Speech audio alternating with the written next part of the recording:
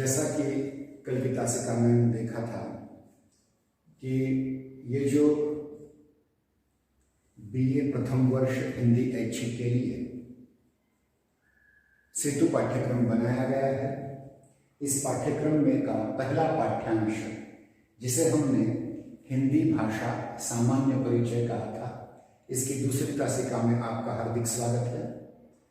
कल हमने बहुत सी बातें आपके सम्मुख रखने का प्रयास किया था, जिसके अंतर्गत हमने हिंदी वर्णमाला,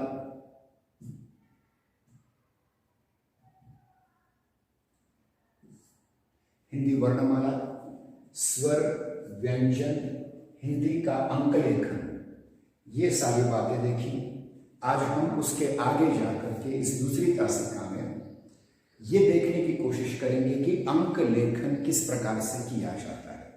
जैसा कि कल हमने ये कहा था कि देवनागरी अंक और उसके अंतर्राष्ट्रीय रूप हमने देखे थे, परंतु उनके जब अलग अलग संख्याओं में उन्हें उच्चारित किया जाता है, वो उच्चारण किस प्रकार से है, ये आज हम देखने का प्रयास करेंगे।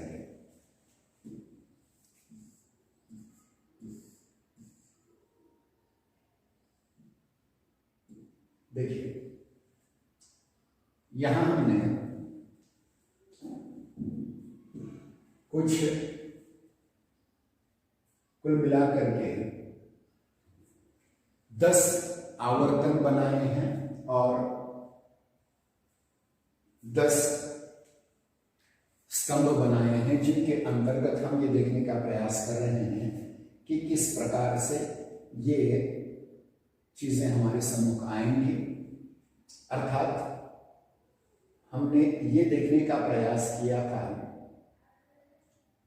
कि किस प्रकार से ये अंक लेखन होता है। और इस अंक लेखन में पहला जो स्तंभ है वो अंक है, तीसरा स्तंभ है अंक है, उसके उपरांत 5वां स्तंभ, 7वां स्तंभ और 8वां स्तंभ, 9वां स्तंभ, ये अंक है। और इन अंकों का उच्चारण किस प्रकार करना चाहिए, क्योंकि जब तक ये उच्चारण आपको नहीं आएगा तब तक आपने केवल आंकड़े लिखने से काम नहीं होगा। मतलब आंकड़े अवश्य लिखें, लेकिन आंकड़ों का उच्चारण भी करने आना चाहिए। इसलिए ध्यानपूर्वक इस बात को समझने का प्रयास करेंगे। पहले है आंकड़ा 1, 2, 3, 4, उसके बाद 5, उसके बाद 6, 7, 8, 9, उसी प्रकार से एक आंकड़ा और हम बढ़ाएंगे 10। ये इस प्रकार लिखने होंगे। मतलब जो एक आंकड़ों की तालिका है, अंकों की तालिका है, उसमें ये जो आंकड़ा है 1, यहाँ 1 इस प्रकार लिखा जाएगा, दूसरा 2 इस प्रकार लिखा जाएगा, तीसरा 3 इस प्रकार लिखा जाएगा, चौथा 4 इस प्रकार लिखा जाएगा। इसे हम थोड़ा सा और अधिक बढ़ाएंगे तो ठीक रहेगा।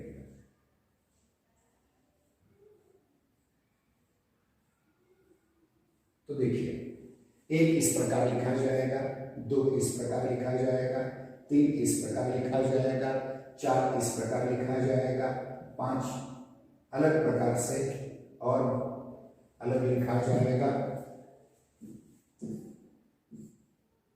आगे 6 इस प्रकार लिखा जाएगा, 7 इस प्रकार लिखा जाएगा, 8 इस प्रकार लिखा जाएगा, 9 इस प्रकार लिखा जाएगा और 10 इस प्रकार लिखा जाएगा। ये जो आंकड़ों को अक्षरों में लिखने या शब्दों के लिपिबद्ध रूप में लिखने का जो प्रयोग है, वो यहाँ हम आपके सम्मुख रखते हैं। अब इसी को लेकर के और भी चर्चा की जा सकती है, जैसे उसके उपरांत 10 के बाद के आंकड़ों को किस प्रकार, तो 10 के बाद ये 11 है, 11 इस प्रकार लिखें, 12 इस प्रकार लिखें, उसके उपरांत 13 इस प्रकार लिखें, 14 इस प्रकार लिखें, 15, फिर 16, 17, 18, 19 और 20। तो देखिए कि दहाई का जो आंकड़ा है, यहाँ दहाई का आंकड़ा 1 है, और पहले के आंकड़े उसी प्रकार से हैं। यहाँ जो पहले 0 था उसी प्रकार से यहाँ 1 1 1 1 है और इकाई का आंकड़ा बदलता जाएगा 1 2 3 4 5 6 7 8 9 और 0। तो यहाँ 2 आंकड़ा पूर्ण हो जाएगा। जिस प्रकार से यहाँ 10 में 1 और 0 आया उसी प्रकार यहाँ 20 में 2 और 0 आता है। इसी प्रकार हम अगले आंकड़े भी देखेंगे। देखिए ये अंक हैं और उच्चारण इस प्रकार के। उच्चारण मतलब हम उच्चरित कहते हैं, लिखते तो 2 1 है लेकिन पढ़ते हैं 21, पढ़ते हैं 21। अब देखिए बीच में अनेक सरकारों ने इस प्रकार से बोलने का, जैसे कि अंग्रेजी में 21 है तो 20 1 लिखो, 22 है तो 20 2 उच्चारण करो उसका, ये गलत है। क्योंकि हमारे यहाँ पहले दशम का नहीं एकम का आंकड़ा माना जाता है, मतलब छोटे को महत्व है, फिर दशक के अंक को महत्व है। 21, फिर उसके बाद 22, 23, 24, 25, 26, 27, 28, 29 और 30, यहाँ 3 0 आंकड़ा आ जाएगा। फिर उसी प्रकार से हम तीसरे पाठ को भी देखेंगे कि यहाँ 3 और 1 मतलब 31, 32, 33, 34, 35, 36, 37, 38, 39, 40। तो इस प्रकार से 10, 20, 30 और 40, मतलब यहाँ देखिए कि दहाई का आंकड़ा 3 9 तक है और फिर दहाई का आंकड़ा यहाँ बदल जाता है। तो इस प्रकार से इसका उच्चारण करना चाहिए। इसके उपरांत हम चौथे इसकी ओर बढ़ते हैं। यहाँ फिर से अंक दिए गए हैं और इनके उच्चारण कैसे और लिखित रूप कैसे भाषा में होने चाहिए, लिपिबद्ध कैसे रूप होने चाहिए। आंकड़ा तो आप लिखेंगे लेकिन आंकड़े को किस प्रकार उच्चारित करना चाहिए। और हालांकि हमारी मातृभाषा मराठी है तो कभी भी बहुत बार ऐसा होता है कि हम हिंदी उच्चारण करते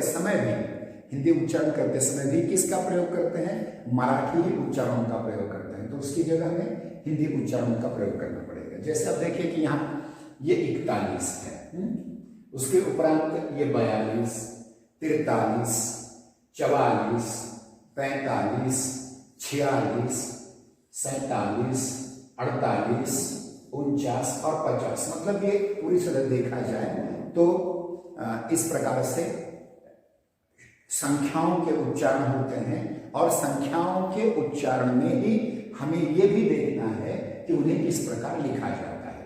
एक बार फिर हम इसे छोटा करके 50 तक के आंकड़े आपके सम्मुख रखेंगे।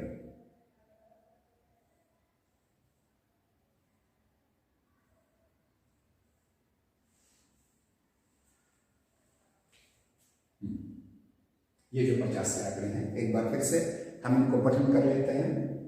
1 2 3 4 5 6 7 8 9 10 11 12 13 14 15 16 17 18 19 20 21 22 23 24 25 26 27 28 29 30 31 32 33 34 35 36 37 38 39 40 41 42 43 44 45 46 47 48 49 50। तो इस प्रकार से 1 से लेकर के 50 तक के अंक, अब इसके उपरांत के हम अगले अंक आपके सम्मुख प्रस्तुत करेंगे। देखिए लगभग उसी प्रकार से। अब इनमें आपको 3 आंकड़ों को समझना बहुत जरूरी है। देखिए मैं उनको अंकित करूंगा। यह है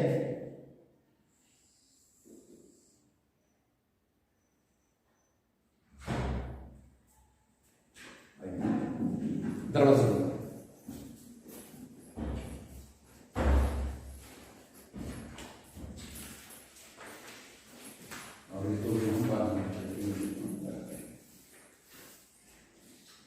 तो देखिए कि अब तक हमने, अब आप जो देख रहे हैं उनके लिए एक बार हम रिपीट करेंगे। जैसे कल हमने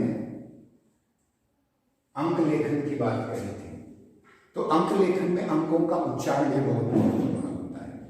इसलिए ध्यान रखें कि ये जो यहाँ एक तालिका दी हुई है, इसमें 1 से लेकर के 50 तक के सारे आंकड़े दिए हैं, और इन आंकड़ों का उच्चारण और लेखन कैसे करना चाहिए विबद्ध रूप में, उसको भी आपके सामने देखने का प्रयास है। देखिए 1 2 3 4 5 6 7 8 9 10 11 12 13 14 15 16 17 18 19 20 21 22 23 24 25 26 27 28 29 30 31 32 33 34 35 36 37 38 39 40 41 42 43 44 45 46 47 48 49 और 50, मतलब 1 से लेकर के 50 तक के आंकड़े हमने यहां देखे।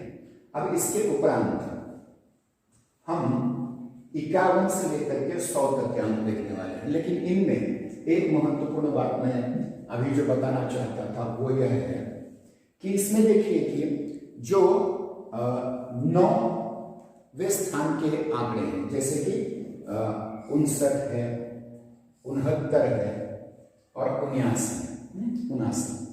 अब इनमें से 2 आंकड़े ऐसे देखिए, मतलब 60 में से 1 उन कर दिया, 1 कम कर दिया तो 59 हो गया। 70 में से 1 उन कर दिया, कम कर दिया 69 हो गया। 80 में से 1 कम कर दिया 79 हो गया। लेकिन इसके उपरांत के जो 2 महत्वपूर्ण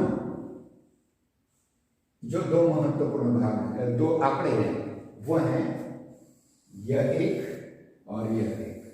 इन 2 आंकड़ों का बहुत अधिक महत्व है, क्योंकि इसमें उच्चारण 89 नहीं किया जाता है या 100 नहीं किया जाता, अपितु 89, 9 और 80, और यहाँ 99, 9 और 90, ये दो संख्याओं का उच्चारण इनकी तरह नहीं होता। इसलिए अब हम देखेंगे आगे चल करके कि किस प्रकार से ये इन आंकड़ों को हम आपके सम्मुख प्रस्तुत करेंगे। देखिए फिर से वही बात, इस कॉलम में अंक है, इसमें उच्चारण, फिर अंक, फिर उच्चारण, फिर अंक, फिर उच्चारण, फिर अंक, फिर उच्चारण, फिर अंक और फिर उच्चारण। मैंने कहा कि इनमें से आपको 89 और 99 इनका ध्यान रखना है, बाकी सब वैसे ही जो 1 से लेकर के 50 तक आए थे। अब ध्यान रखिए 19, 29, 49, 39, 49, लगभग उसी प्रकार से ये 59 है, 69 है, 79 है, लेकिन यहाँ 89 और 99 ये 2 कभी भूलना नहीं। तो इनका उच्चारण भी हम करके देखते हैं, पढ़ा करके देखते हैं। देखिए बड़ा करके देखने पर पता चलेगा आपको कि इनका उच्चारण किस प्रकार से। 51, 1 और 52, 53, उसके उपरांत ये 54, 54, उसके उपरांत 55, 56, 57, 58, 59 और 60। ध्यान रखिए प्रत्येक अक्षर, प्रत्येक संख्या में 1, 2, 3, 4, 5, 6, 7, 8, 9 और 0। अब दहाई का आंकड़ा यहां बदल जाएगा, 5 की जगह दहाई का आंकड़ा क्या बन जाएगा, 6 बन जाएगा। तो ये उच्चारण आपके ध्यान में रहे। तो क्या है इसमें देखिए 49, 50 लिखे थे, फिर 51, 52, 53, 54, 55, 56, 57, 58, 59 और 60। अब उसी प्रकार से हम अगली जो दहाई है उसको भी आरंभ करते हैं। 61, 1 और 60, 62, 2 और 7, इस प्रकार से, क्योंकि यहाँ एकक स्थान में या इकाई के स्थान में जो अंक है उसका पहले उच्चारण किया जाता है और फिर दशम स्थान का उच्चारण बाद में किया जाता है। ये हिंदी की अपनी विशिष्ट है जो अंग्रेजी में नहीं है। 62, 63, 64, 65, 66, 67, 68, 69, 70, इस प्रकार से। फिर हम अगली दहाई है इसमें जाएंगे, वहां 71, 1 और 70, 72, 73, 74, 75, 76, 77, 78, 79, 80। फिर उसके उपरांत अगली दहाई का जो है ये है 81, 1 और 80, 81, 82, 83, 84, 85, 86, 87, 88 और 89। मैंने इसके पहले भी कहा था आपको कि यहाँ नवम स्थान का जो संख्या है वह पहले की तरह उनमें नहीं चलती, अपितु 9 और 80 इस प्रकार चलेगी। 89, 90। उसी प्रकार से ये जो अंतिम है हमारा आंकड़ा उसे भी देखेंगे।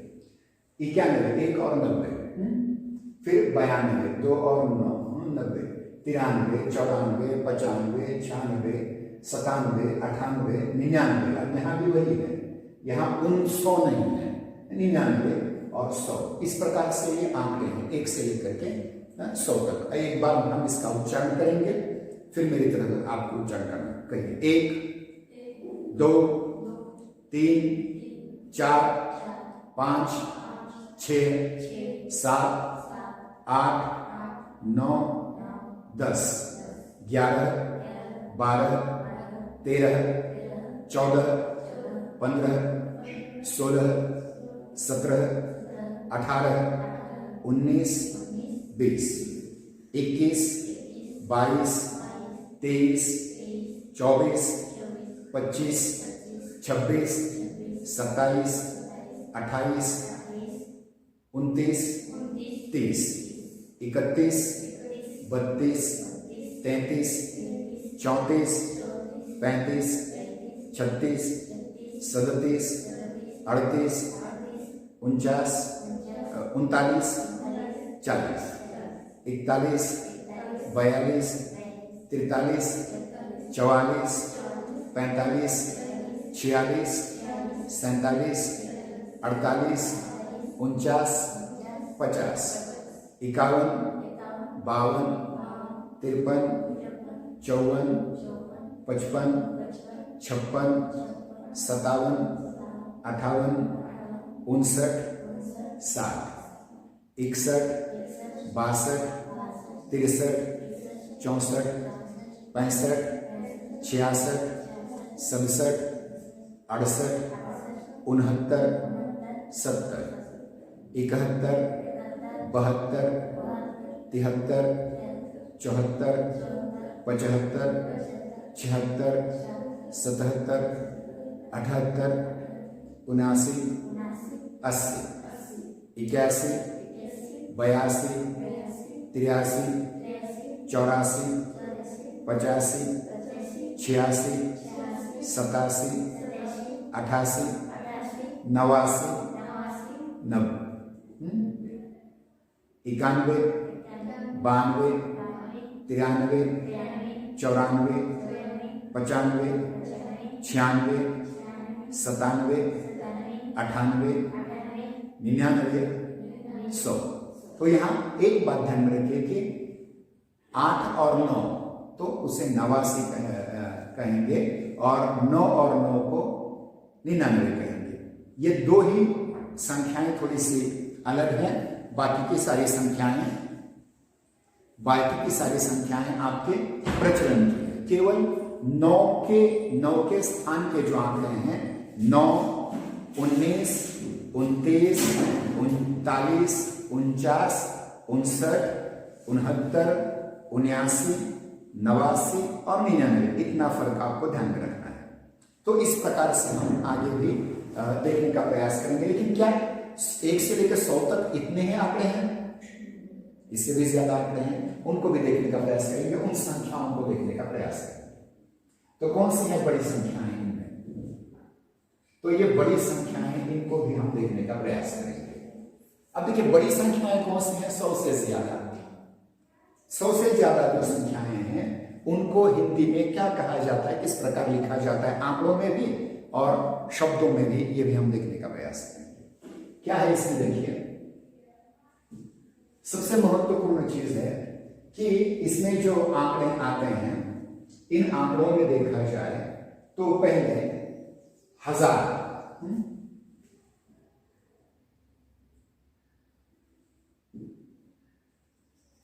का आंकड़ा, तो 1000 में क्या है, 1 के बाद 3 शून्य है, तो ये 1000 बन जाता है। इसी को भारतीय भाषा में, हम 1000 ये फारसी से आया हुआ है, हमारा आंकड़ा नहीं है वो, अर्थात वो शब्द नहीं है, तो ये मूलतः हम क्या कहते थे इसे, सहस्र।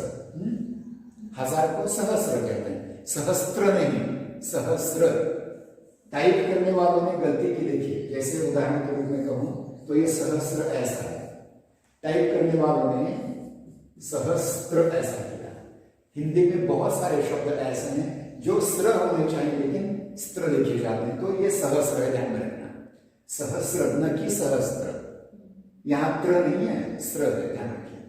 फिर उसके बाद 10,000, एक पे कितने शून्य हैं, 4 शून्य, 10,000, इसी को हम कहते हैं दश सहस्र। क्या कहते हैं, दश सहस्र। इसी को वैदिक भाषा में अयुत कहते हैं।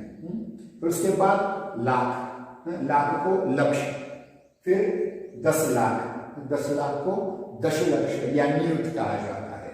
करोड़, कोटि, उसके उपरांत 10 करोड़, 10 कोटि, उसके उपरांत अरब, उसको मूलतः संस्कृत नाम है वृंद अथवा अर्बुद, उसके उपरांत 10 अरब को 10 अर्बुद अथवा दशवृंद, और उसके बाद खरब या खरब। इसके भी उपरांत बहुत सारी संख्याएं हैं, लेकिन इतना आजकल ठीक है, क्योंकि आजकल जो कुछ बड़ी से बड़ी संख्या जो कही जा रही है, पढ़ी जा रही है, वो अधिक से अधिक करोड़ में होती है। 100 करोड़, मेरे ख्याल से अब अजय देवगन की जो नई फिल्म आई ना, क्या नाम है, दृश्यम 2, वो 100 करोड़ कमाएगी या 200 करोड़ कमाएगी। अब यह करोड़ के आगे आजकल नहीं बोला जाता, फिर भी हमने खरब तक, इसके उपरांत है शंकु, प्रहलाद, नील, महानील, बहुत सारी संख्याएं हैं, अनंत की संख्याएं हैं, तो उसमें हमें नहीं जाना है। तो देखिए कि हमने जो आंकड़े 1 से लेकर के 100 तक देखे, उसके उपरांत 1000 या सहस्र, इसको थोड़ा बड़ा बनाकर भी देखा जा सकता है।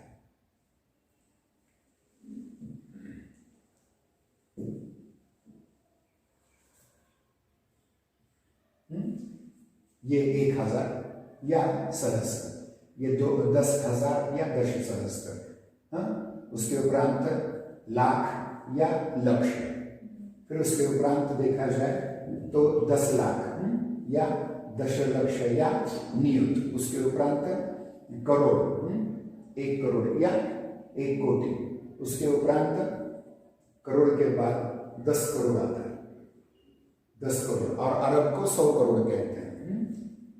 10 कोटि, कोटि 10 कोटि, अरब या अर्बुद, मराठी में अब्ज कहते हैं, संस्कृत में अर्बुद। तो इस प्रकार से अलग अलग आंकड़े हैं, और इस प्रकार उसके उपरांत 10 अरब और 10 अर्बुद, और उसके बाद खरब आता है, उसका भी 10 खरब हो जाता है, वगैरह वगैरह। अब ये तो हुए पूर्णांक, ये सारे 1 से लेकर के अरब या खरब तक हमने पूर्णांक देखे। अब अपूर्णांक भी होते हैं, कुछ अपूर्णांकों को भी समझना पड़ेगा। यह है अपूर्णांक। अब इसे मैं थोड़ा सा और बड़ा, अब देखिए 1/4, उसको हिंदी में 1/4 कहते हैं। क्या कहते हैं, चौथाई, और उसको लिखा 2 पद्धति से जाता है, 1/4 या फिर 0.25, ठीक है, इस प्रकार से। फिर जो आधा है 1/2 या 0.50, ये आधा है। 1/3, 1/3 या 1/3। फिर है पौना, मतलब 3/4 या पौना, और एक पूरा अंक है। ये पूरा अंक मैंने जब पर लिखा है, ये सारे आधे अंक हैं या अपूर्णांक हैं। ये पूर्ण अंक, अपूर्ण अंक के बाद, 1 के बाद है 1.25, इसको हम सवा कहते हैं।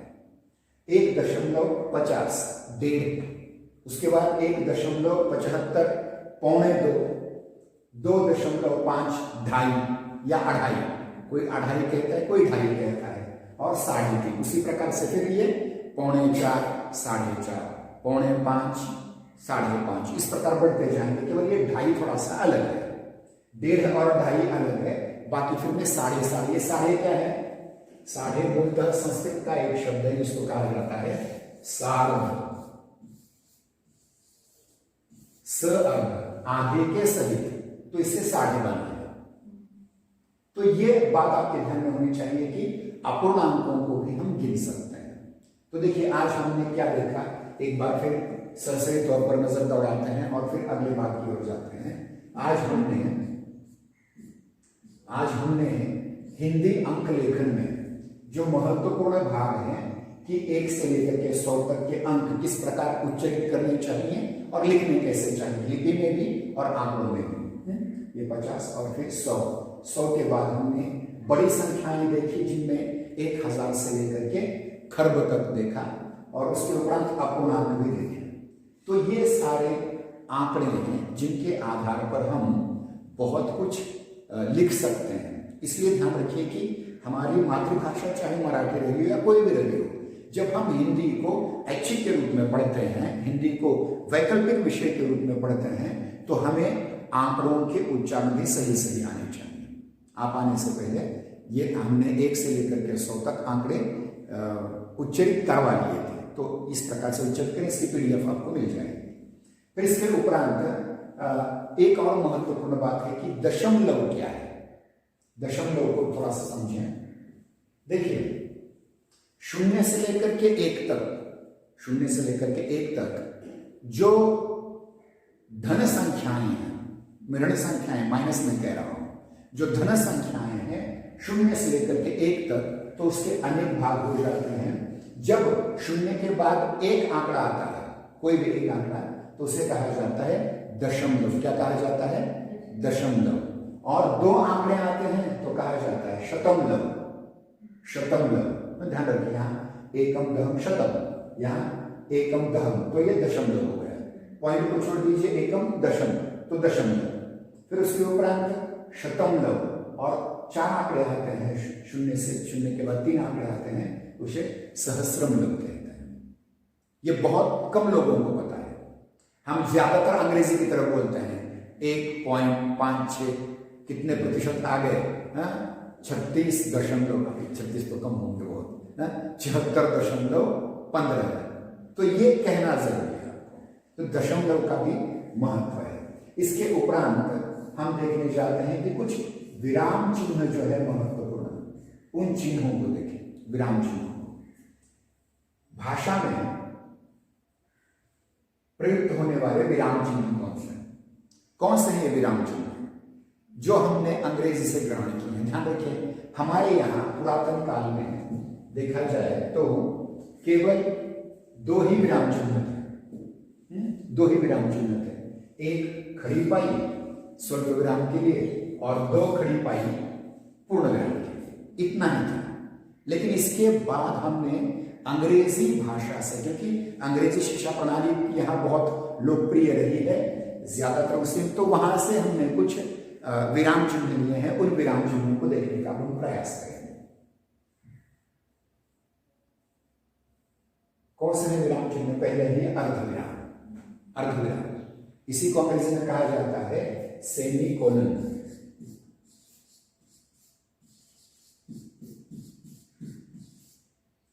सेमीकोलन। अब ये सेमीकोलन, अर्धविराम का क्या मतलब है? कॉमा की जगह अर्धविराम का, यानी अल्प विराम की जगह अर्धविराम का कहां प्रयोग किया जाता है?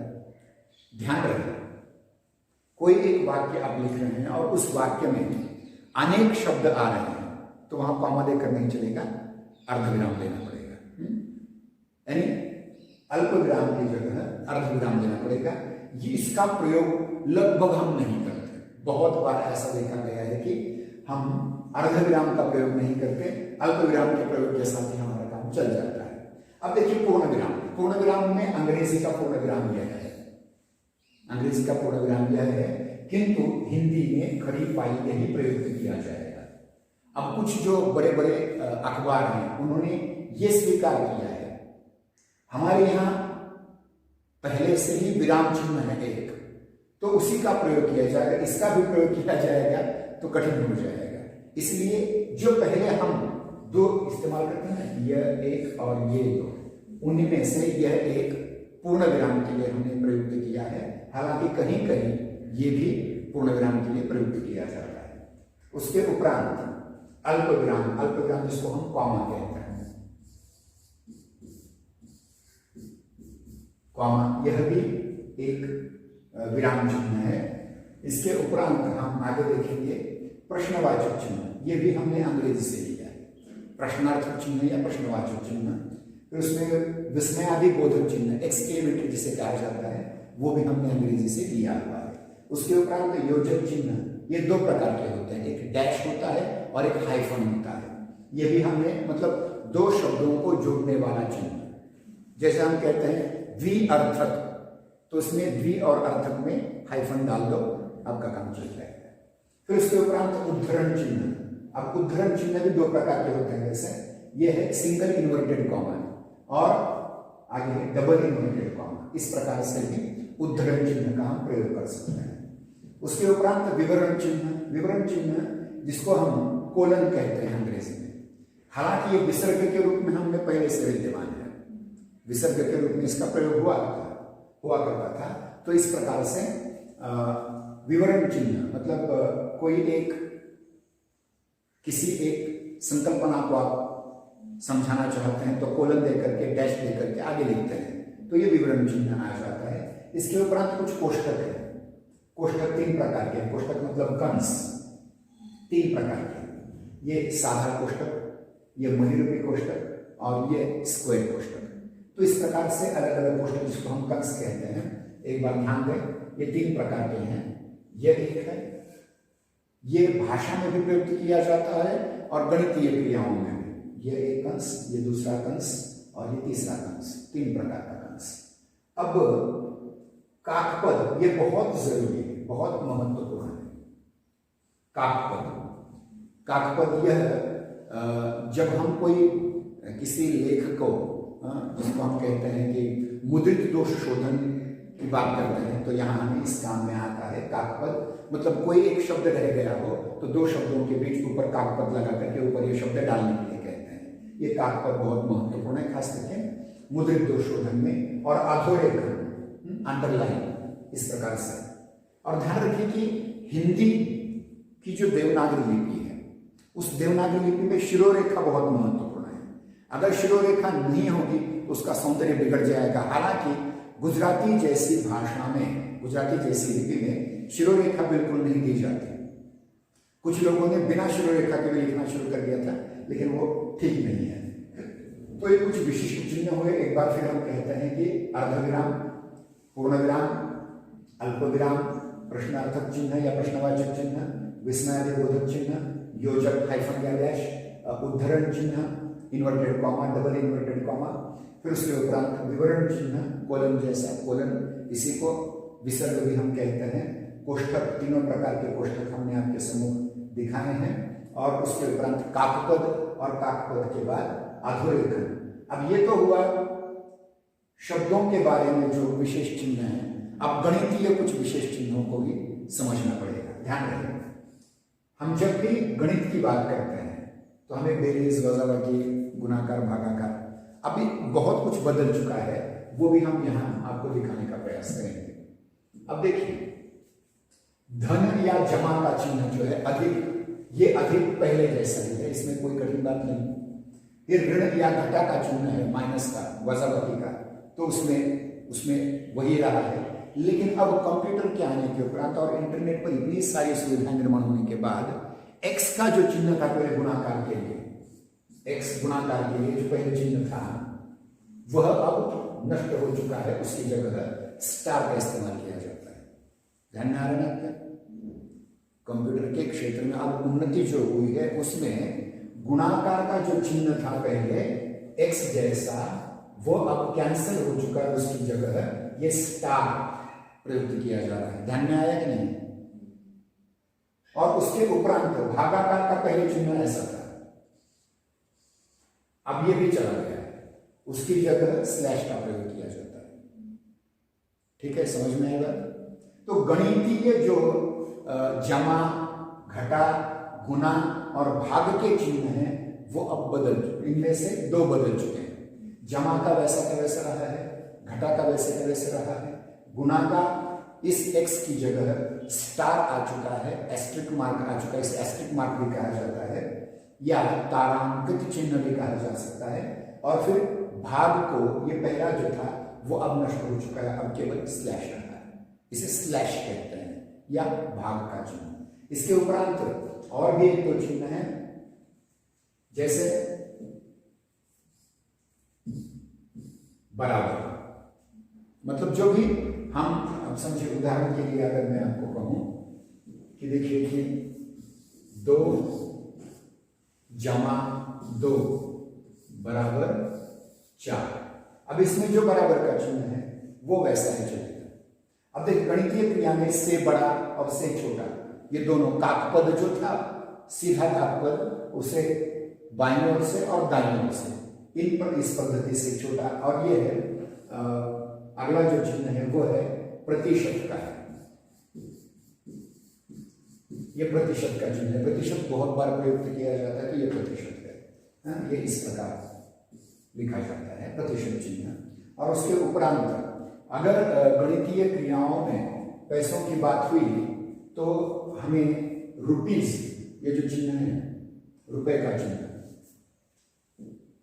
रुपए का चिन्ह ये आज बहुत महत्वपूर्ण है। आप जानते हैं पहले रुपीज किस प्रकार लिखा जाता था? 1 रुपया है तो RE लिखा जाता था। रुपया एक ही है, सिंगुलर है, अकेला रुपया है, तो उसे इस प्रकार लिखा जाता था। और अनेक रुपए हैं तो RS लिखा जाता था। अब ये दोनों चले गए और उसकी जगह ये प्रयुक्त हो रहा है। तो ये कुछ गणितीय क्रिया के कुछ चिन्ह हमने आपके सम्मुख रखे, एक बार फिर उन्हें दोहराते हैं। जमा का चिन्ह या धन का चिन्ह, ऋण या घटा का चिन्ह, गुना का चिन्ह एस्ट्रिक मार्क पहले के क्रॉस की तरह अब नहीं है, भागाकार का चिन्ह जो पहले था वो अब नहीं रहा, केवल स्लैश रहा है, बराबर का चिन्ह वही चल रहा है, से बड़ा से छोटा का वही चिन्ह चल रहा है, प्रतिशत का वही है, और रुपए का भी चिन्ह बदल चुका है। तो इस प्रकार से आज हमने ये देखा कि आंकड़े कैसे, अंक लेखन कैसे करना चाहिए, विराम चिन्ह क्या होते हैं, और विराम चिन्ह के बाद गणितीय चिन्ह क्या होता है। अब देखिए इसके उपरांत का जो भाग है बहुत ही महत्वपूर्ण है। अगर आप समय पर आए होते तो समय पर शुरू कर देते। अब 9 बज गए हैं, हम एक 10 मिनट में इसको थोड़ा सा आगे का प्रयास करेंगे, क्योंकि ये जब तक आप नहीं सीखेंगे तब तक आपको पता नहीं चलेगा कि ध्वनि, हिंदी की ध्वनि व्यवस्था कैसे है। चलते हैं ध्वनि की ओर। दिख रहा है कि ढंग से? देखिए जब हम ये कहते हैं कि भाषा वैज्ञानिक दृष्टि से, वैज्ञानिक नहीं, उच्चारण पर ध्यान दें, भाषा वैज्ञानिक दृष्टि से ध्वनि भाषा की न्यूनतम इकाई है, तो ध्वनि क्या है समझना पड़ेगा। जो हमने कल जो स्वर देखे, व्यंजन देखे, वो ध्वनियां ही तो हैं, लेकिन ध्वनि शास्त्र जो है, ध्वनि विज्ञान जो है, बहुत बहुत बहुत सूक्ष्मतर विज्ञान है। इसलिए आपको ये चाहिए कि इसे समझने का प्रयास करें। तो देखिए ध्वनि का मतलब क्या होता है? ध्वनि का मतलब 2 प्रकार की ध्वनियां होती हैं, निरर्थक ध्वनियां और सार्थक ध्वनियां। सार्थक ध्वनियों को भाषा ध्वनि कहा जाता है और निरर्थक ध्वनि को केवल ध्वनि कहा जाता है। और भी अगर डिटेल में कहा जाए तो इसको स्वनिम और रूपिम कहा जाता है, जिसे अंग्रेजी में फोनिम और मॉर्फिम कहा जाता है। ये बहुत कठिन बातें हैं, लेकिन थोड़ा सा सरसरी तौर पर हम देखने का प्रयास करेंगे। तो देखिए 2 पदार्थों के मिलने से, 2 पदार्थों के मिलने से जो एक प्रकार की आवाज निर्माण होती है उसे हम ध्वनि कहते हैं। जैसे उदाहरण के रूप में ये एक ध्वनि है, एक ध्वनि है, ये ध्वनि है, अलग से ये ध्वनि भी हो सकती है। 2 पदार्थ जहां टकराएंगे तो ध्वनि हो जाएगी। जैसे अब देखिए ये चाबी है, इसको मैंने डाला, मार दिया, तो ये हो गई। अगर मैं उदाहरण दूं तो डायस है, ये भी ध्वनि है। और देखिए दो चीजों के टकराने से जो निर्माण होती है वो ध्वनि होती है, जो आवाज निर्माण होती है ध्वनि होती है।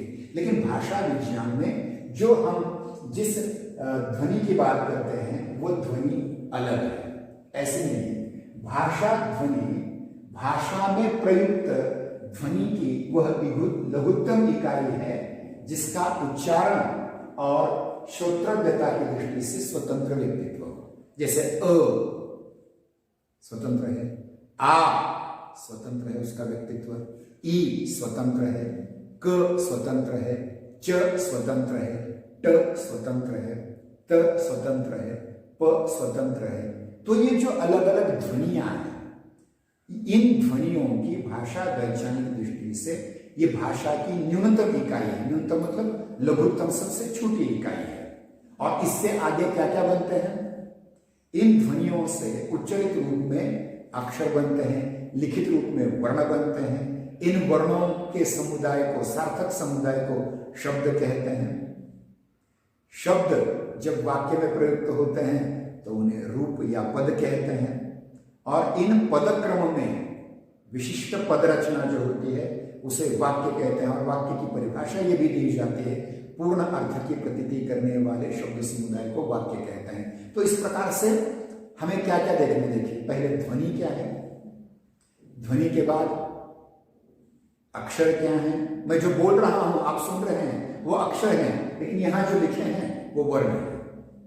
ध्वनि के उच्चरित रूप को अक्षर कहते हैं और अक्षर के लिखित रूप को वर्ण कहते हैं, क्योंकि उससे कोई ना कोई वर्ण, काला नीला पीला कोई तो रंग दिया है, उस वर्ण के आते हैं। फिर उसके बाद ध्वनि विज्ञान क्या है? ध्वनि विज्ञान 3 प्रकार का है। इनमें उच्चारण मूलक ध्वनि विज्ञान, उसके उपरांत भौतिक ध्वनियां जो अन्य ध्वनियां हैं उच्चारण से अलग, उनका विज्ञान जिनको साउंड कहा जाता है, और श्रवण मूलक सुनने योग्य ध्वनियां। फिर उसके बाद ध्वनियों, भाषा ध्वनि के 2 प्रकार होते हैं, संध्वनि और ध्वनिग्राम। बहुत कठिन बात है, केवल सरसरी तौर पर हमें ये सीखने की हम कोशिश कर रहे हैं। अब उच्चारण के अवयव जो है वाग्तंत्र, जिनके माध्यम से हम ध्वनियों का उच्चारण करते हैं, ध्वनियों का उच्चारण करते हैं, जिसको स्फोट कहा जाता है। मतलब 2 चीजों के टकराने से जो आवाज होती है उसको स्फोट कहा जाता है संस्कृत के व्याकरण में। और उसके जो आचार्य सबसे बड़े, उनका नाम भी स्फोटायन है। तो ये स्फोट होता है एक प्रकार से, मतलब नाभि से लेकर के हमारी जो अन्न नलिका है, श्वास नलिका है, उनमें से रगड़ खाकर के जो अक्षर बाहर निकलता है वो एक प्रकार का स्फोट होता है। वो एक प्रकार की आवाज होती है, एक प्रकार की ध्वनि होती है। यह आपको समझना पड़ेगा, इसमें डिटेल में नहीं जाता। लेकिन ये जो 22 अलग अलग अंग हैं, वो अवयव हैं, वाग्तंत्र के अवयव हैं, जिनमें उपाली जिह्व, भोजन नलिका, जान नलिका कहता है, स्वर यंत्र है, यहाँ स्वर यंत्र मुख है, स्वर तंत्री है उसके अंदर का, स्वर यंत्र मुख का आवरण है। फिर नासिका विवर है, मुख विवर है, आली जिह्वा कौवा जिसे कहा जाता है वह है। फिर कोमल तालु है पीछे की, फिर मूर्धा है ऊपर की, फिर कठोर तालु है आगे की, फिर तालु और दांत इन दोनों की जोड़ है, उसे वत्स कहा जाता है। फिर दंत है, फिर ओष्ठ है, फिर जिह्वा है, जिह्वा मध्य है, जिह्वा की नोक है, जिह्वा का अग्रभाग है, जिह्वा पूरी है, जिह्वा है, जिह्वा का पिछला भाग है, और जिह्वा मूल है। तो ये जो 22 अलग अलग अवयव हैं, इनसे हम उच्चारण करते हैं। इन्हीं के कारण हम भाषा बोल सकते हैं, इन्हीं के कारण हम अपनी बात को किसी पर अभिव्यक्त कर सकते हैं, अपने विचार कह सकते हैं, अपनी इच्छाएं प्रकट कर सकते हैं। ये बहुत ही महत्वपूर्ण है। उसका मैं चित्र में भी हम देखने का प्रयास करेंगे। देखिए इसमें उपाली जिह्व, भोजन नलिका या अन्न नलिका, स्वरतंत्र, स्वरयंत्र मुख, स्वरतंत्री, स्वरयंत्र मुख आवरण, नासिका विवर, मुख विवर, इसको अंग्रेजी में क्रमशः नेसल कैविटी और बकल कैविटी कहा जाता है। अली जिह्वा या कौवा, कंठ, कोमल तालु पीछे की, मूर्धा ऊपर की, कठोर तालु आगे की, वर्ष्य जहां तालु, कठोर तालु और दांत के सम्मिश्रण का भाग है वो है, फिर दांत है, होंठ है, जीभ का मध्य भाग है, जीभ की नोक है, जीभ का अगला भाग है, जीभ पूरी जीभ है, जीभ का पिछला भाग है और जीभामूल है। कल जीभामूल की बात हमने कही थी वगैरह की। तो ये बहुत महत्वपूर्ण है और इसमें हम एक चित्र आपको दिखाने का प्रयास करेंगे। आप ध्यान रखिए, उच्चारण के अवयवों का वर्गीकरण करते समय दो प्रकार के अवयव हैं। एक है फिक्स्ड, जिनको अचल कहा जाता है, और एक है चल। अब चल में कौन कौन से हैं? जीभ चलती है और निचला ओंठ चलता है, बाकी सारे फिक्स हैं। जीभ चलती है, जीभ कभी आगे जाती है, कभी पीछे जाती है, कभी दांत की ओर जाते हैं, कभी वर्ष की ओर जाते हैं, कभी कठोर तालु की ओर जाते हैं, कभी मूर्धा की ओर जाती है, कभी कोमल तालु की ओर जाती है। तो जीभा चलती रहती है और उसी प्रकार निचला ओंठ भी चलता रहता है। अब जब हम बात करते हैं ना, तो जबड़े का जो भाग है, अब ये चित्र मैं अच्छी तरह से आपको दिखाऊंगा, ये चलता है, जो चल रहा है, जीवान चल रही है और बाकी सारे अचल है। अचल कौन कौन से अवयव हैं? ऊपर के दांत बिल्कुल नहीं हिलते, ऊपर का ओंठ नहीं हिलता, उसके उपरांत कंठ नहीं हिलता, तालु नहीं हिलती, मूर्धा नहीं हिलती, ये इत्यादि चल अवयव और अचल अवयव। चल अवयव जीभा और निचला ओंठ, और अचल अवयव ऊपर के दांत, ऊपर का ओंठ, कंठ, तालु, मूर्धा इत्यादि। अब यहाँ एक चित्र बहुत महत्वपूर्ण है, दिख रहा है ठीक ढंग से? दिख रहा है ठीक ढंग से? इसको थोड़ा, हाँ, अब यहां देखिए, यहां ये जरूरी है कुछ बताना। देखिए क्या है सबसे महत्वपूर्ण चीज यहां, यह है अन्न नलिका, और इसे छोटा करना पड़ेगा।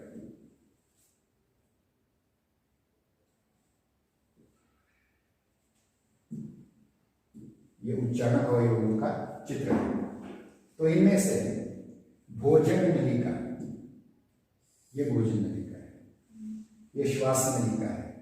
फिर देखिए थायराइड ग्रंथि है, स्वर यंत्र है कंठ में, जिह्वामूल, जिह्वा अग्र, निचला जबड़ा, ओष्ठ है, दंत है, दांत, दांत के पीछे के मुसुबे, ये नासिका विवर है, इसे नेसल कैविटी कहा जाता है और इसे बक्कल कैविटी कहा जाता है। Buccal cavity, nasal cavity. फिर तालु, तालु, फिर कोमल तालु, अलीजिह्व, टॉन्सिल्स, फिर जिह्वा, जिह्व के अलग अलग, उपजिह्वालिका, कौवा, स्वर यंत्र मुख, स्वर तंत्र, ये सारे बहुत महत्वपूर्ण, जो अभी 22 हमने गिनाए थे, वो सारे के सारे इसके अंतर्गत आते हैं। और इन्हें क्या कहा जाता है? ये चित्र बहुत महत्वपूर्ण है, इस चित्र को मन में बसा लीजिए और इसी के आधार पर जीभ कहाँ कहाँ घूमती है, कहाँ कहाँ स्पर्श करती है, कहाँ कहाँ ईषद स्पर्श करती है, कहाँ कहाँ ईषद ईषद स्पर्श करती है, उनके आधार पर ध्वनियों का वर्गीकरण हमारे संस्कृत के साहित्यकारों ने, संस्कृत के विद्वानों ने, व्याकरणकारों ने किया हुआ है। और ये दुनिया का सबसे सूक्ष्म ज्ञान है, सबसे सूक्ष्म ज्ञान, ये आपको कहीं और नहीं मिलेगा। तो ये बहुत जरूरी चीजें, और इनमें कौन कौन से अंग हैं, अवयव हैं, उनको एक बार और देखेंगे। कौन कौन से अवयव हैं? श्वास नलिका, भोजन या अन्न नलिका, स्वर यंत्र, स्वर यंत्र मुख, स्वर तंत्री, मुख विवर, नासिका विवर, कौवा, तालु, कोमल तालु, मूर्धा, कठोर तालु, वर्ष्य, जिह्वा, जिह्वामूल, जिह्वा पश्च, जिह्वा मध्य, जिह्वा अग्र, जिह्वामुख, दंत, दंतमूल और ओष्ठ, ये 22 जो चित्र है ना, इसमें ये सारे के सारे 22 इसमें सब आते हैं।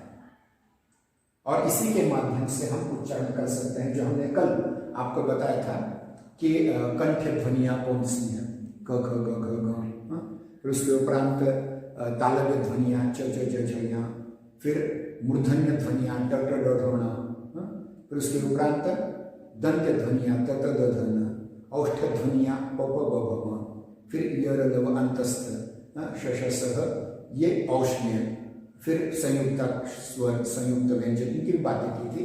अब सरसरी तौर पर ये बहुत बड़ा विज्ञान है, क्योंकि हमें पता नहीं होता कि हमारे शरीर के भीतर हम आते हैं, उठते हैं, सोते हैं, खाते पीते हैं, लेकिन परमपिता परमात्मा ने, प्रकृति ने हमें जो ये अन्य प्राणियों से अलग उच्चारण की शक्ति दी है, भाषा दी है, उस भाषा के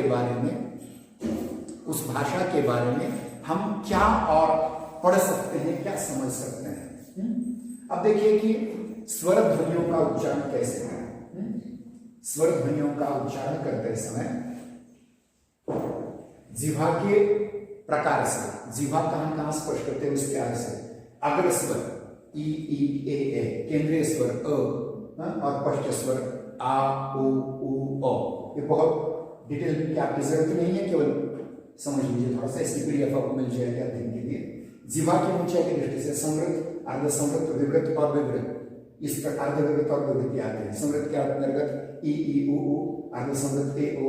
यहाँ जिह्वा कितनी ऊपर उठती है, पहला क्या है, जिह्वा के अगले भाग से, जिह्वा के मध्य भाग से, जिह्वा के पिछले भाग से, फिर जिह्वा की ऊंचाई कितनी होती है, समृद्ध, अर्धसमृद्ध, अर्धविवृत और विवृत।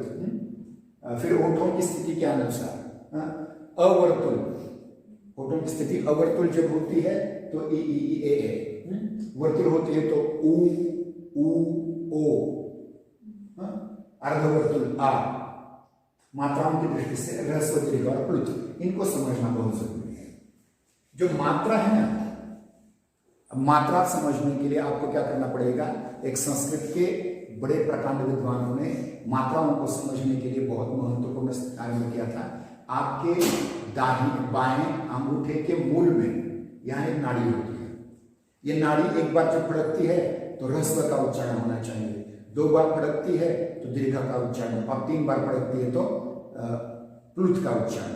अब प्लुत का उच्चारण किस प्रकार किया जाता है, देखिए ह्रस्व देखिए जैसे अ, एक मात्रा में अ, फिर इसी का दीर्घ किया जाए तो आ 2। लेकिन आप जानते हैं कि हिंदुओं का जो भगवान है, ईश्वर कहते हैं, उसका प्रमुख नाम है, क्या है, ओम। पता है ना, ईश्वर का नाम ओम है, और इसमें 3 आंकड़ा क्या है, ये 3 आंकड़ा प्लुत का चिन्ह है। ह्रस्व, अंगूठे की नाड़ी एक बार फड़के, उतने में ही कुछ समय का उच्चारण हो जाए तो ह्रस्व, 2 बार हो जाए दीर्घ, 3 बार हो जाए प्लुत। समझ में आएगा, ठीक है। अब ये बहुत सी ऐसे और चीजें हैं, उनकी ओर जाएंगे। अब कोमलता और कव्य स्थिति से मौखिक और नासिक्य, ये 2 प्रकार आ जाते हैं। तो मौखिक में क्या होते हैं, मौखिक में अ आ ई क ग च, ये मुख से होने वाले उच्चारण हैं। और नासिक्य कौन से हैं, उसमें भी 2 प्रकार होते हैं। पूर्ण नासिक्य जैसे हाँ, आंख लेका आ, ये पूर्ण नासिक्य है, और ये अल्प नासिक्य है। हम जब भी कहते हैं ना, इसका उच्चारण जो है ना, लिखित स्वरूप हम कहते हैं राम, लेकिन उच्चारण क्या कहते हैं, राम, मतलब ये हलंत हो जाता है, काम दाम। तो ये जो अंत के है अर्ध या अल्पनासिक्य कहते हैं, अल्पनासिक्य, अर्धनासिक्य। फिर आगे चलेंगे, बहुत सी बातें हैं, लेकिन समय। अब स्वर तंत्रियों की स्थिति के अनुसार 3 प्रकार बनते हैं, घोष, अघोष स्वर और मर्मर। अब घोष स्वर, हिंदी यानी भारतीय जितनी भी भाषाएं हैं उसमें सारी ध्वनियां घोष ध्वनियां हैं, मतलब स्पष्ट रूप से कही जाती है, जिनकी घोषणा की जाए। लेकिन अंग्रेजी की ध्वनियां जो है ना, साइलेंट ध्वनियां, उनको अघोष कहा जाता है। इनको जपित या फुसफुसाहट भी कहा जाता है, जैसे क्षमा, छ, ब, छ, र। अब इसमें र का उच्चारण वो ठीक ढंग से नहीं करते, तो उनको फुसफुसाहट कह सकते हैं। और मरमर ध्वनियां वो ध्वनियां होती हैं, कोई यदि व्यक्ति बीमार पड़ जाए और उससे आपने कुछ पूछा तो वो ठीक ढंग से उत्तर नहीं दे पाता, उसका उच्चारण थोड़ा बिगड़ जाता है, थोड़ा सा अल्प बन जाता है, कभी कभी सुनाई भी नहीं देता, उसको मरमर ध्वनि कहते हैं।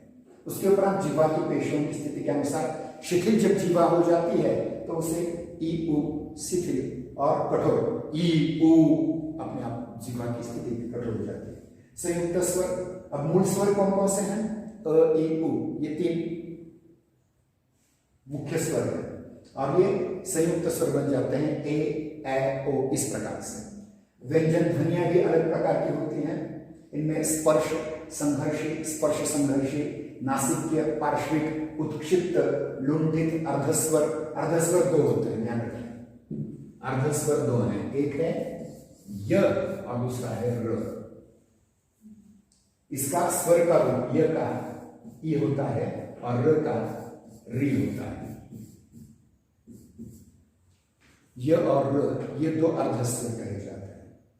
फिर आधार के स्थान पर कुछ और भी व्यंजनों के प्रकार हो जाते हैं। स्वरयंत्रमुखी या काकल्य, उपालि, जिह्वीय, कोमल तालव्य, मूर्धन्य, कठोर तालव्य, वर्ष्य, दंत्य, दंत्योष्ठ, औष्ठ। स्वरतंत्रियों के आधार पर घोष और अघोष। प्राण तत्व के आधार पर अल्प प्राण, महाप्राण हमने कल कहा था। कोमल अल्प प्राण, कोमल महाप्राण, कठोर अल्प प्राण। उच्चारण की शक्ति के आधार पर सशक्त ध्वनियां होती हैं। देखिए कुछ वक्ता ऐसे होते हैं जिनको माइक की जरूरत नहीं पड़ती, हजार लोग भी सुन सकते हैं, वो उनकी ताकत होती है, सशक्त ध्वनि। हम जैसे थोड़ी सी अशक्त ध्वनि है, अशक्त ध्वनि नहीं कहेंगे, हमारी मध्यम ध्वनि है। तो इस प्रकार से ध्वनि। फिर अनुनासिक्यता के आधार पर मौखिक नासिक्य। देखिए कभी कभी केवल नासिक ध्वनियां होती हैं और कुछ ध्वनियां मौखिक होती हैं, कुछ ध्वनियां दोनों की मिलाई होती हैं। असंयुक्त, संयुक्त, समवर्गीय, विषम वर्गीय, ठीक है। अब इसके उपरांत हमने तीन चीजें और कही थी ध्वनि के बाद। अक्षर, अक्षर क्या होते हैं? अक्षर उच्चरित ध्वनि अक्षर। अब मैं जो कुछ कह रहा हूं ये अक्षर है, वो आकाश में चला गया, वो अक्षर हो गया, वो अक्षर हो गया। लेकिन जब मैं लिखता हूं यहां तो वो वर्ण बन जाता है, क्योंकि वो किसी न किसी वर्ण में होता है। जैसे लाल वर्ण है या काला वर्ण है, वर्ण मतलब रंग। तो लिखित जो अक्षर होते हैं, लिखित ध्वनियां जो होती हैं, उनको वर्ण कहते हैं। उसके उपरांत शब्द क्या है? सार्थक ध्वनि समुदाय को शब्द कहते हैं। सार्थक अक्षर समुदाय या सार्थक वर्ण समुदाय को शब्द कहते हैं। अब जैसे कि मेरा नाम विनोद है, ये सार्थक शब्द है। तो ये इसके उपरांत शब्दों के दो प्रकार हो जाते हैं, विकारी शब्द और अविकारी शब्द। विकारी शब्दों में नाम, सर्वनाम, विशेषण और क्रिया आती है। अब विकारी शब्द क्या होते हैं? लिंग, वचन, कारक और काल के अनुसार जिनमें विकार निर्माण होता है वह विकारी होते हैं। अविकारी या अव्यय वो होते हैं जिनमें लिंग, वचन, कारक और काल के अनुसार कोई फर्क नहीं पड़ता, वो अविकारी हैं, जिनको अव्यय कहा जाता है। जिनमें क्रिया विशेषण अव्यय, योजक अव्यय, समुच्चय बोधक अव्यय, विस्मयादि बोधक अव्यय। मराठी में इनके नाम आ रहे हैं। मराठी में नाम नाम है, हिंदी में इसे नाम को संज्ञा भी कहते हैं। क्या कहते हैं? संज्ञा। नाम की जगह हिंदी में इसे संज्ञा कहते हैं। बाकी सर्वनाम वही है, विशेषण वही है, लेकिन हिंदी मराठी में क्रियापद कहा जाता है। हिंदी में क्रियापद में क्रिया, हिंदी में क्रिया कहा जाता है। और मराठी में क्रिया विशेषण अव्यय वही है, लेकिन योजक को मराठी में क्या कहा जाता है? योजक, समुच्चय बोधक और विस्मयादि बोधक। विस्मयादि बोधक को केवल प्रयोगी कहा जाता है। समुच्चय बोधक को मैं तो मराठी का इस्तेमाल करता है, आपको जो मन में आया तो इस प्रकार से आज हमने जो बातें देखी तो उनमें एक पद और जोड़ना है। पद क्या है? जब कोई शब्द वाक्य में प्रयुक्त होता है, वो किसी प्रत्यय के साथ प्रयुक्त होता है, तो उसे पद यादुक कहते हैं। क्या कहते हैं? पद यादुक। जैसे राम शब्द है, राम एक शब्द है, लेकिन वो वाक्य में प्रयुक्त होगा, राम ने रावण को मारा, तो इसमें वो क्या बन जाएगा? पद बन जाएगा। ठीक है। और वाक्य क्या है? वाक्य है पूर्ण अर्थ की प्रतीति करने वाले शब्द समुदाय को वाक्य कहते हैं। पूर्ण अर्थ की प्रतीति करने वाले शब्द समुदाय को वाक्य कहते हैं। एक बार जो नए आए उनके लिए सरसरी तौर पर आज हमने क्या पढ़ा वो देखने का प्रयास करेंगे।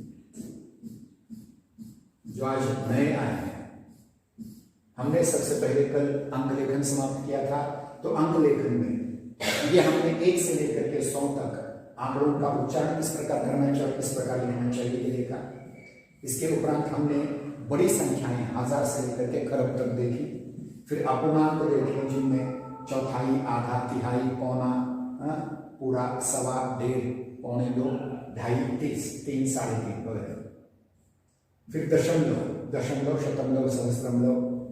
उसके उपरांत विराम चिन्ह देखें जो अक्सर प्रयुक्त होते हैं। उसके बाद गणितीय चिन्ह जो कुछ बदल गए हैं, कुछ नए आए हैं। फिर उसके उपरांत ध्वनि, ध्वनि का अर्थ, ध्वनि की परिभाषा, ध्वनि विज्ञान क्या होता है, ध्वनि के प्रकार, ध्वनि यंत्र का उच्चारण। ये 22 जो अंग हैं उच्चारण अवयव, वो उच्चारण अवयवों का यहाँ चित्र के रूप में देखा। फिर ये जो 22 अवयव हैं, श्वास नलिका, भुजंग नलिका, स्वर यंत्र, स्वर यंत्र मुख, स्वरतंत्री, मुख विवर, नासिका विवर, कौवा, तालु, कोमल तालु, मूर्धा, कठोर तालु, वर्ष्य, जिह्वा, जिह्वामूल, जिह्वा पश्च, जिह्वा मध्य, जिह्वा अग्र, जिह्वामुख, दंत, दंतमूल, ओष्ठ, ये सारी चीजें देखी। उसके उपरांत स्वर ध्वनियाँ और व्यंजन ध्वनियों के प्रकार हमने देखे। फिर उसके उपरांत अक्षर क्या होते हैं, उच्चरित ध्वनि को अक्षर कहते हैं, लिखित ध्वनि या अक्षर को वर्ण कहते हैं, सार्थक ध्वनि समुदाय को शब्द कहते हैं। शब्दों के दो प्रकार होते हैं, विकारी और अविकारी। विकारी में संज्ञा, सर्वनाम, विशेषण और क्रिया आती हैं जो क्रमशः लिंग, वचन, कारक और काल के आधार पर बदलते रहते हैं। और अविकारी जो लिंग, वचन, कारक काल के आधार पर बदलते नहीं, उनको अविकारी या अव्यय कहा जाता है, जिनमें क्रिया, विशेषण, अव्यय, योजक अव्यय, समुच्चय बोधक अव्यय और उसमें बोधक अव्यय आ जाता है। एक शब्द जब वाक्य में प्रयुक्त होता है, प्रत्ययों के साथ प्रयुक्त होता है, तो उसको पदिला रूप कहते हैं। और वाक्य क्या होता है, तो वाक्य यह है कि पूर्ण अर्थ की प्रतीति करने वाले शब्द समुदाय को या शब्द समुच्चय को वाक्य कहते हैं। इस प्रकार से आज हमारी तासिका यहाँ पूर्ण हो जाती है। जो नई छात्राएं हैं वो कल मुझे फोटो लगाकर वो फॉर्म दे दीजिए, आज यहाँ रुक जाते हैं। धन्यवाद। इस वीडियो को देखने के लिए आप सभी का हार्दिक धन्यवाद।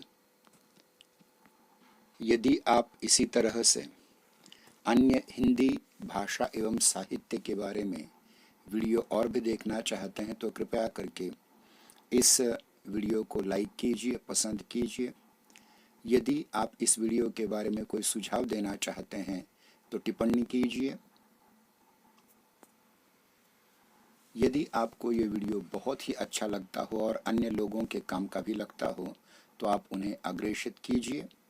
और इसी प्रकार के वीडियो पाने के लिए आप हमारे इस बेल आइकन को दबा करके, इस घंटी को दबा करके आप इस चैनल को सब्सक्राइब कीजिए, इसकी सदस्यता लीजिए।